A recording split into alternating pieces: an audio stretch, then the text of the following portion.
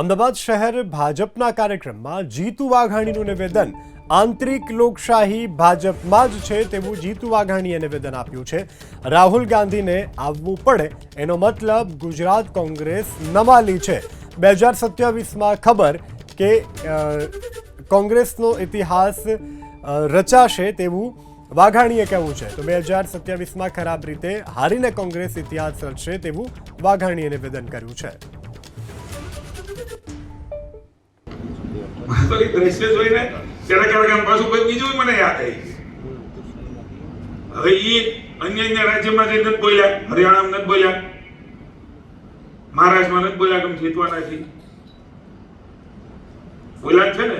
છેલ્લે દિલ્હીમાં બોલ્યા કે જીતવાના છીએ, પણ સૌથી વધારે હારવાનો ઇતિહાસ એના ભાગમાં આવ્યો છે। એટલે અહીંયા બોલી ગયા છે ને, એટલે એક નવો ઇતિહાસ 27માં રચાવાનો છે, એમના નામે જવાનો છે। તમે આ વધારે એવી દયનીય સ્થિતિની અંદર કોંગ્રેસ કામ કરે છે, એટલે કામ કરે છે એવું બતાવે છે।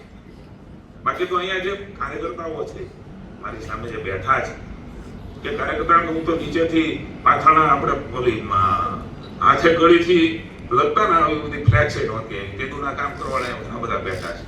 એમાંના આપણે લારી ઓલી નીકળ્યા હતા। નહીં મને ખબર છે કે આવી ફોજ બેઠી હોય કાર્યકર્તાઓની અને ત્યાં નેતાઓની ફોજ છે, ત્યાં સુધી એને જેને હાથમાં ગુજરાત લેવું એ લે।